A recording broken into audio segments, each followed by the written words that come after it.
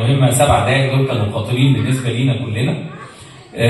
لكن في الاخر المنتخب الاولمبي في المربع الذهبي كان لازم يبقى فيه تخطيط مكمل، وده اللي بشكر عليه مجلس اداره اتحاد الكره اللي اخذ هذا القرار عشان يبقى من دلوقتي عارفين ان في 2028 تاهيل وتجهيز للمنتخب بتاع مصر. انا بوصف الحاله المهمه يعني تاهيل لمنتخب هيلعب هناك حتى لو البدايات يعني كان لا قدر الله حصل اي موضوع.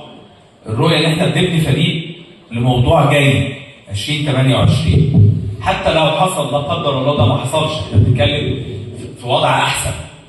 احنا بنبني فريق عاده ما بيكون في استعجال، تبدا من الزيرو كل 5 دقائق، وده مش تخطيط ومش اداء وفشل. لما يكون في يعني السرعه والقرارات العشوائيه، وده خلانا حتى في الاتحادات كلها طريقه عملنا في وزاره الشباب والرياضه حافظنا على استقرار الاتحادات. ما كنتش بسمح لحد يقعد يشيل الاتحادات. هي بتمشي على كره القدم، لان ازاي هيبقى فيه استدامه ونجاح. وبالتالي ده النظره اللي كانت موجوده، والحقيقه يعني حدث الحاله اللي شفناها كلنا، وحاله التاهل انا بتكلم تاني لسه على 2005، وحاله التاهل اللي فرحت مجلس اداره، فرحتنا، فرحت كل الشعب المصري، وانتوا كمان خرجتوا بحاله الفرح، لان كان في حاله نص احباط في فتره معينه.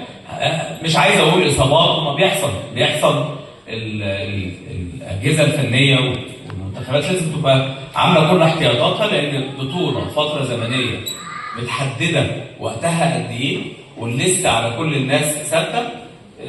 يعني تبقى عارف ظروفك بقى، ما بنشيلش الشماعه على حاجه. في الاخر النتيجه انتوا حققتوا النتيجه، لكن ما اعتقدش ان منتخب مصر هيقول ده انا تاهلت لكاس الامم الافريقيه فانا خلاص. لا، ده انت لسه بتبدا المرحله. متوقع ايه؟ لا، ده احنا عايزين منكم كتير. هتقدروا ولا مش هتقدروا؟ سؤالي للمنتخب مصر، هتقدروا ويكون عندكم هدف؟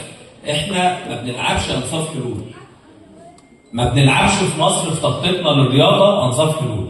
دايما لينا هدف، احنا مش قليلين. مصر في تخطيطها في الجمهوريه الجديده 10 سنين من 2014 كل حاجه في الدوله اتعملت للرياضه، دعم القياده السياسيه واهتمامه ومتابعته للرياضه والرياضيين، وان هم يكونوا احسن شيء في الدنيا.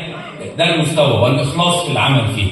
دي الروح اللي دايما احنا يمكن حولناها في كره القدم من 2018 و2019، حاله عدم يعني القدره انك انت تبقى المنتخبات كلها الكبير والصغير في الكوره ما كانش فيه الروح دي، وده كان التحدي بتاعي انا شخصيا في دخولي في الملف. لا، اللي هيلعب في منتخب مصر واللي هيدير لازم تبقى روحه مختلفه، لازم تبقى قتاليه زي الجندي المصري. انت جندي بتدافع عن شكل بلدك لكن من خلال الرياضه، وده عملنا في وزاره الشباب والرياضه.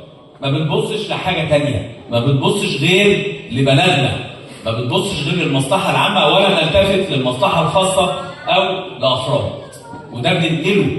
فاقد الشيء لا يعطيه.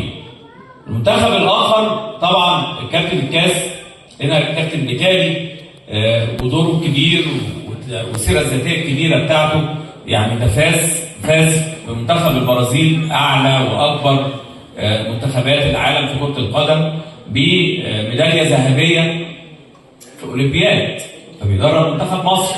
اذا شايفين سيره ذاتيه بجهاز بيخطط وبيمشي وبيجري، بتشوف النتيجه يعني ما بنهزرش يعني. كابتن